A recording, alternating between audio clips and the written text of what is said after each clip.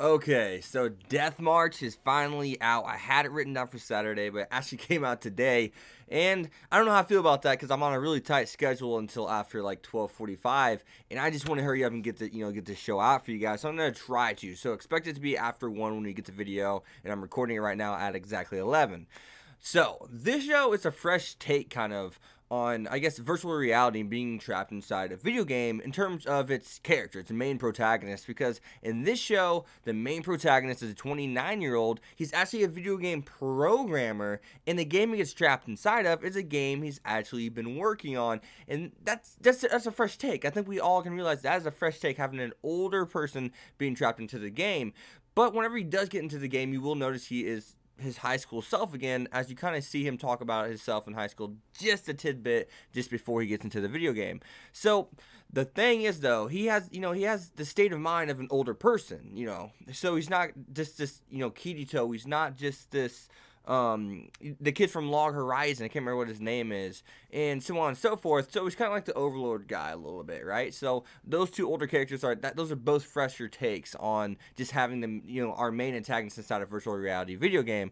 So with what this show does, I think great right off the rip, is just make us understand why he's going to be so strong in this game, and the items that they just got them programming in the game. About you get about 3 of them, I think it was something like that. Yeah, you get about 3 items that just make you really freaking strong. You can only use them 3 times. It's a limited use ability, and he uses it whenever he's actually fighting an army that's about to kill him, and he's just hoping it works, and he does it, and he activates it, and it kills 300 level 50 monsters, which raises his level to level 300 or 350, one of the two, somewhere in between there. So it makes sense why he's so strong, because he had that special ability that's within the game. That he's the one who programmed that, and then he got trapped into the game. Some people may be like, well, it does make sense, but that's kind of lazy. It's kind of like making a loophole. Hey, that's fine. It doesn't matter if you're making a loophole. It works and it makes sense.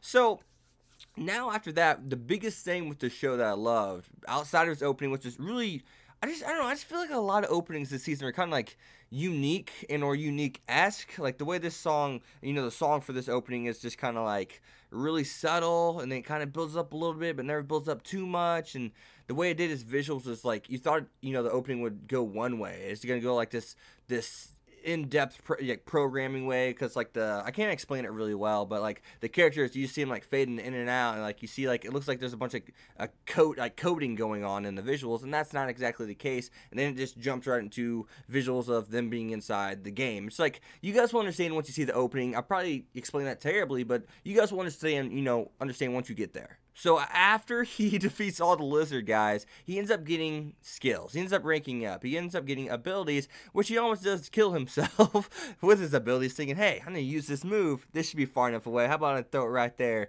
And it ends up just blowing like 10 by 10 square miles of land. It's just, it's almost explodes himself, right? Implodes himself, whatever you want to call it. So what this game does extremely well, though, that this anime does extremely well, I should say, is it shows us, hey, he leveled up. Now we can go to his main menu, and this is, he can deactivate skills and or activate skills depending on what he wants to have. He says, hey, this is a really dangerous move, so I only need to I need to keep it activated whenever I need it. So up until I need it, I'm going to deactivate. And that's something cool, just seeing how he can, not only do that, turn off and on skills and or abilities, he can make it so he can upgrade them. And the game shows us how we can upgrade them. That's something so many shows has failed to do. Overlord doesn't really do it that much. It doesn't give us the best visual, I guess, idea per se of how it's done. They don't visually show us the best, so they just kind of make us say, okay, I guess that's how it works. You say, hey, here's an item, boom. It doesn't show you go into the menu. It doesn't do as in-depth as this show has done, and I think Overlord's the show that I've seen do it the best up until this point so far in this first episode of Death March. And what it also does is it shows us, hey, here's how you access your loot. This is how you get water out if you need water, and all this different kinds of stuff. It also does show us how you can even upgrade a skill to understand different languages. That was really cool, and that was something that they didn't have to add, but they did. That's something that I didn't even think of, in terms of so many anime failing on game mechanics. I did not expect him to have a upgrade for language and being able to understand people depending on how high your level is for language. I did not expect that. That was cool. But other than that, it did also show us how you can locate people on your map. That was something that I did really enjoy. It's just doing small things and things that you don't even think of. Like that language thing is just so clutch to me, and that's why I loved this episode, especially too for in terms of game mechanics. At first, it's just showing us, hey, you can turn skills off, you can turn skills on. This is how you do it. This is how you go to your menu and do that. Hey, this is where your item meter is. If you're not in your main menu, it'll show you what items you have, and that's how he activated that extremely powerful spell that actually made him level up. And then it just shows in his loot thing, hey, here's my loot, here's my water, here's my money, here's this, and that. And it's just cool to see, man. It's just really cool to see game mechanics being thrown into the show. And I guess some people may have saw it early because the anime on my anime list had like an 8.45 out of 10, and that's extremely high. The source material, there's not a lot of ratings, but there are a couple thousand ratings there that even give the source material an 8 out of 10. So that's high too. I think it's like a 7.95, but 8 out of 10. But seeing the anime, obviously anime should be better.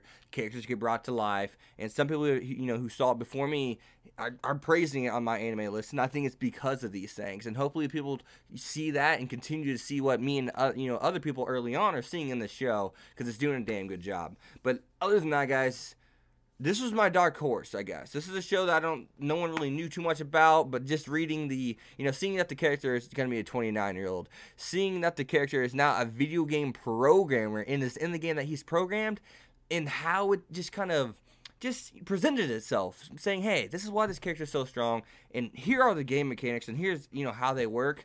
That's what we've always needed. Silverlink, out of all the studios, I did not expect you to be the one to get your hands on this anime. And maybe that's what's going wrong with so many studios. They're taking these shows saying, this has a cool idea, I love the world, it's not the best writing, but I love it, I'm going to take that show. But this one looks like it's going to be a little bit more in-depth. It doesn't have to do much more to show us how the game works. It's done a lot. Or not even a lot. Because it's just done what it should do. And that's, the things it should do are a lot of things that other anime don't do. MMORPGs or virtual reality video games don't do. So, other than that, guys, I'll leave you guys with that. I did not expect Silverlink to be working on this. Connect's also working on this. I'm not sure what they've worked on in the past. I'll have to go look. That's actually interesting. Anyone who knows before I go look, let me know. What has Connect worked on? So, yeah. Did you guys expect Silverlink to be the ones to get their hands on this anime? Or not? I don't know. I love Silverlink because I think it makes cool harem-esque shows, and it has made a couple good harem shows, and that's why I like it. But like Masamune Kun's No Revenge. But other than that, I mean, it's made Strike the Blood. I think it.